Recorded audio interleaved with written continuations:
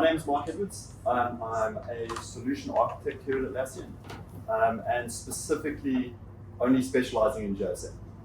So obviously we have our whole portfolio of products, but from my perspective, I look after partners.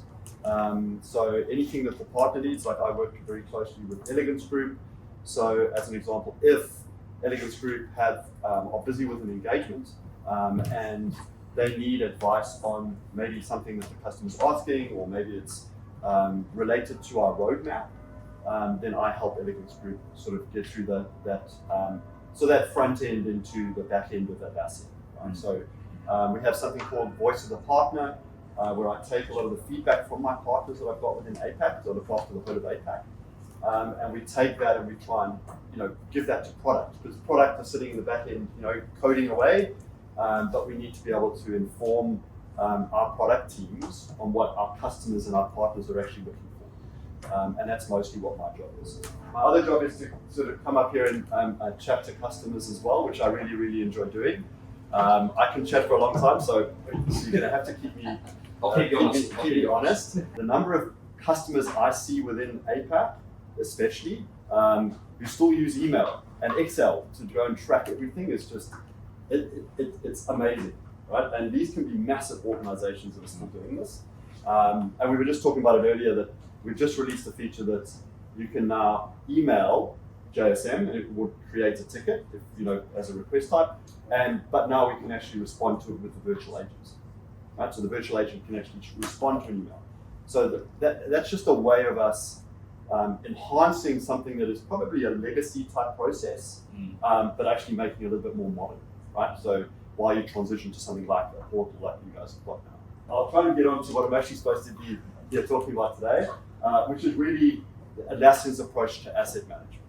And data manager. So I'll go through what data manager is, but the idea is that we are changing the way we're kind of trying to look at asset management, and I'll go through some of that. But first of all, what we'll do quickly is just do something a little bit fun.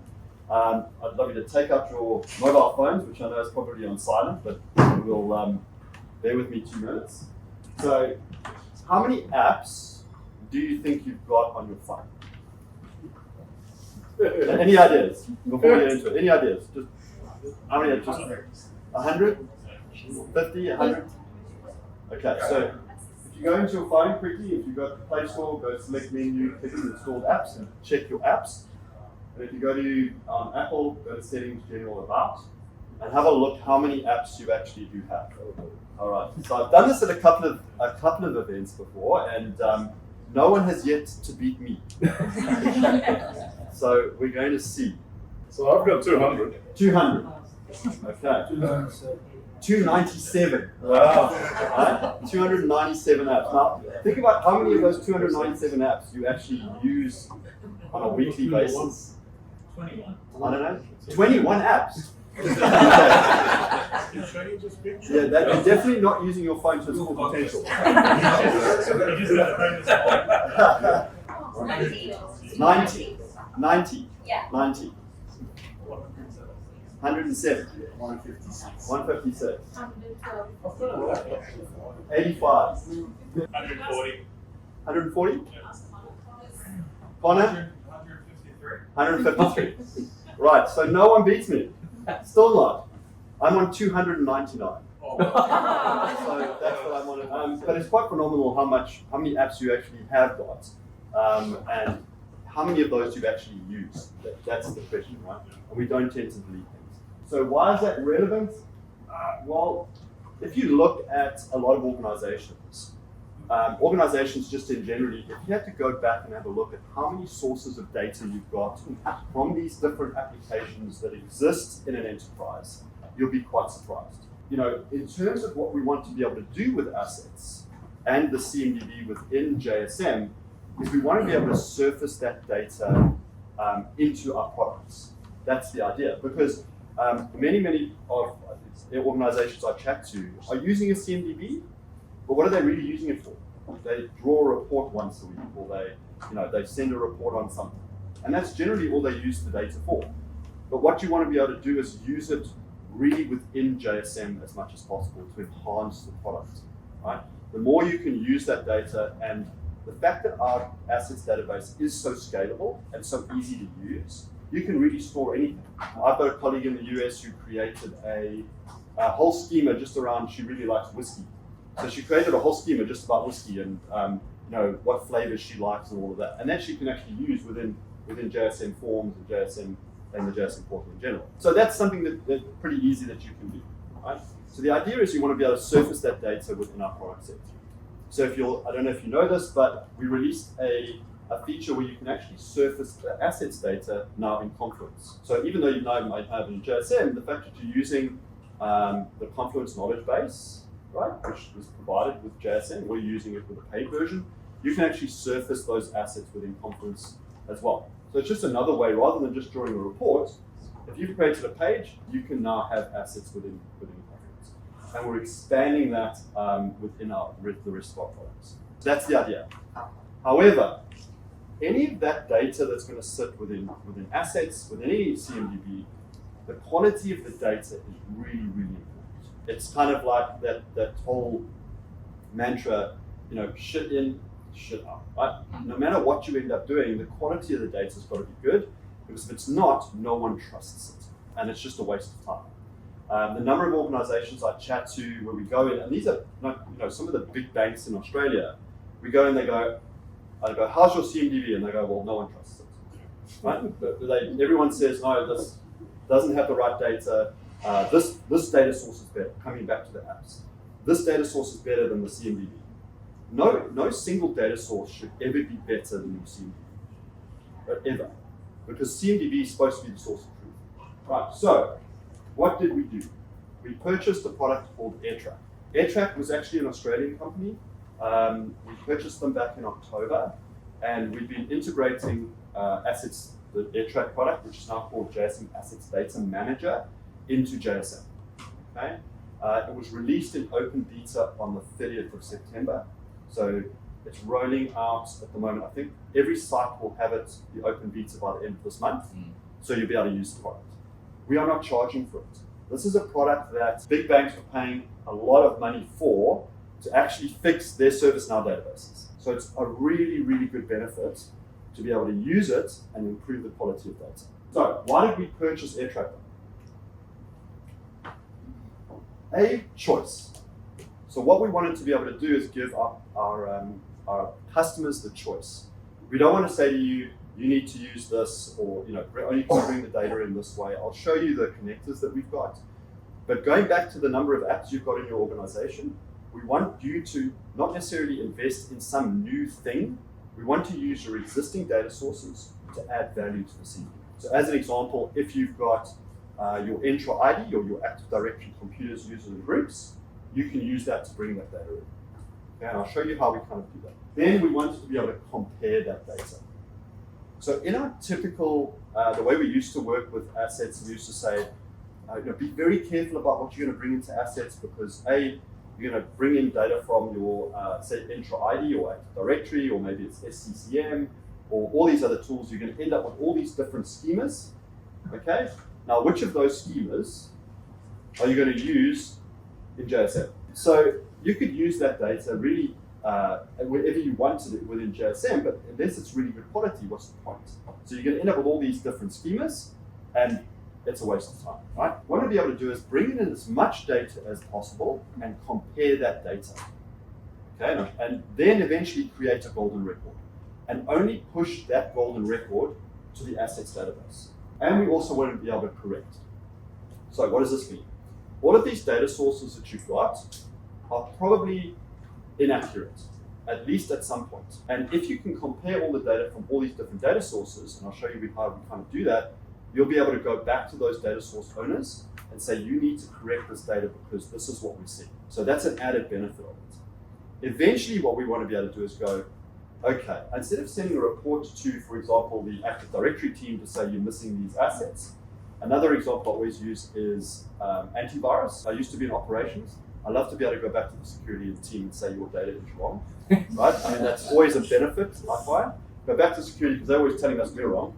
Tell them they're wrong and say, you're missing antivirus off these 1,000 machines, and provide that data to them. they correct that data. The more they correct that data and the next person corrects the other source of data, the better your combined data will be within the asset database. But basically what you end up is you've got all these sources of data within your organization, and you want to be able to use as much of that as possible. Right, so that's where Data Manager can help. So think of Data Manager like a staging area for data. What you're going to do is you're going to have all your different assets, all your different data sources. So we've got about 30 connectors that came with AirTrack. We've released about 20 as part of open beta, and we're going to be, once we've tested all of them, we're busy with testing at the moment, we'll have all these 30 available. Plus we're going to be releasing new ones, and we're going to be providing the ability at a later stage for our partners to build connectors as well. Because remember, you've got all these different connectors. You've got different data sources all over the place. So these connectors or adapters will be available to you to be able to use. So again, you can also bring in connect ODBC to a SQL server. So if you had something that was not the typical connector, you could bring in ODBC via SQL data as well, and compare that. So if you think about it, it's not just about the general sources of data that you would normally think about, like SCCM or Entra ID for computers or computes or users and groups, but bringing in the security data as well. There are so many security tools within an organization that have data about assets, right? So why not utilize that data also? So that's the idea. You can compare the whole lot and correct that data, right? So going back to correct, right now we can produce a report. But our vision is that rather than just giving the security department a report, I'm going to create a ticket in JSM, send it to that team and say, right, I know you ignored my report the last time, but now you've actually got an SLA and you need to go fix this data source. Right? That's even better for for the security guys. And eventually, now remember, if you've got a ticket in JSM, you can now use the automation to maybe even, once you get a sort of a mature process in place, to go and, for example, automatically load virus scan onto that machine. So you can actually do the job for the security team. That's where we want to get to. Again, trying to provide, especially for example, like you're referring to automation in a small organization, being able to do this really easily is really important for our customers. Apologies for this. This is my diagram, right? That I put together to try and, when I was speaking to the product team, and they were trying to explain to me how Data Manager works. So this is not an Atlassian certified diagram. This is my diagram. But basically, what you end up with is, the reason I really wanted to show this is the adapter client is what you would install on-prem or within your cloud, and this goes and fetches the data. It eventually ends up within Data Manager in the staging area, and that's what you would eventually push into assets. So what you end up with is, in assets, you don't end up with multiple entries of the same, for example, a computer, multiple entries. You end up with one computer with multiple attributes linked from the different data sources, right? So you're combining it into a golden record. That then you can use within JSM to actually have quality data. So that's really the idea behind it. I've been involved in the EAP now for 8 months, and directly talking to product and running with it. Our customers that have been involved in the EAP have been unbelievably excited about this. Right? It's provided for you. If I can honestly say to you, like, please use it. It's something that's provided by us for free. It adds so much value to JSM. So just some other things, just wanted to show you this.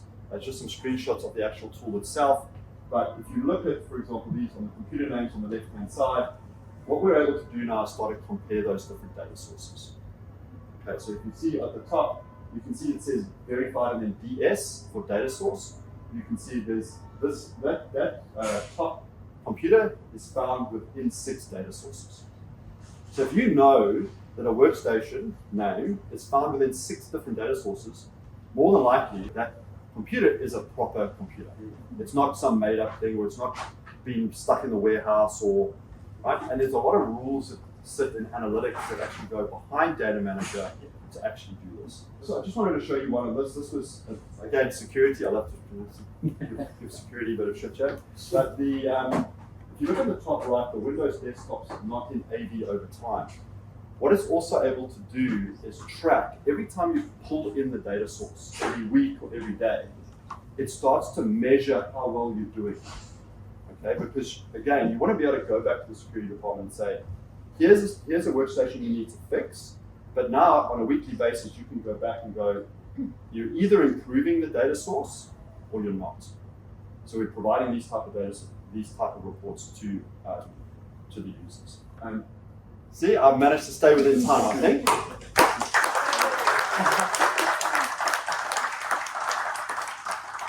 So yeah, I could talk about this all day. I really love the product, but are there any questions? Because there must be some questions. When we get it. So by the 30th, you will have access to the open beta. The only thing that's really missing from the open beta at the moment is all the connectors, although most of the 20 we've got are the major ones that most people use. And the only other thing that's missing is the automatic push from Data Manager into assets. So you can import via CSV at the moment, the same way you can at the moment, but the direct import is not available. That is being worked on at the moment, and it should be available by November, December. What if we're using the current CMDB in JSM? Will that just include to? Yeah, so it's the exact same. The assets CMDB you've got is exactly the same. The difference, though, is that you're going to push it into a different scheme. And what you will have to do, and unfortunately there's no way of really fixing this or making it a lot easier, is if you've got custom fields that you've linked, so you're not using custom fields at the moment, well, then it's not really an issue. But if you are, you would need to remap that to the new data source, right? Because you want to get rid of that old data, the old way you're doing it, create one schema. The other thing we're doing as well is we're creating something called sort of a master data map. So what we're trying to do is say, if you bring data in from compute and we dump it in the assets database, when you've got the attributes and the name of the, say, the asset, we keep that the same. So what do you mean by that? Like a lot of different vendors have got different ways they refer to an object. So they'll say, Active Directory might call it computer. SCC might call it computers. So you end up with all these disparate names. We normalize that data. So once it's in the CMDB, even if you change the tool on the back end, what the data you're going to end up in assets in that one schema will stay the same. It's really, really important. So how does that change the game for us? We can now create template automation for assets, which we don't have at the moment, because everyone calls their asset data something different, so we can't. Custom fields, we can now give you templated custom fields that don't, because we know exactly what the asset data looks like. So we'll be able to provide that as well. So that's also the next step. What concept was cost, obviously for us in a small company, huge value, single pane of glass view, and all assets. That would be incredible. We've got a huge cloud presence. Yes. We're able to tap in, say, AWS, suck the assets, classify them, and as an overlay, possibly as an idea, we have controls field around them, which will give us the entire view of what the asset is, what controls it has with it. Yeah. So that you want to link controls around those assets as well, right? Yeah. So When you're yes. managing assets, we can understand what we got. Yeah. So we have connectors that, for example, like getting the data in from the cloud. We have a connector for Azure, but not for AWS at the moment. That's being worked on. So AirTrack never had the AWS connector. So we're busy with that also, but the Azure one we do have. And I suppose the next one will be GCP. So be able to bring that all that data in. And serverless, obviously. Correct. So types. yeah, and that's sort of the stuff that you can't actually, like we've got the assets discovery capability that you could actually run in cloud. So you could run that on your AWS environment, get all the EC2 Windows environment, Linux. But that's not going to give you anything that's serverless, right? Because you can't scan serverless stuff. So that you have to get it directly from AWS or Azure and actually pull it in from their database. It's not a scanning mechanism, it's more of a data pool. And that's really interesting, right? Because my cloud team always like to tell me that they're not servers, they're not assets, they're not real things. They're not real So things, right? we can't track them because they're not real. So they're just going to spin up 10 of them tomorrow. And it doesn't You can't continue build. This is the problem, right? It's sitting in the bull, right? But you want to be able to bring that data in. Yeah, so it's really interesting. Yeah. Cool. Thank you. Thank you.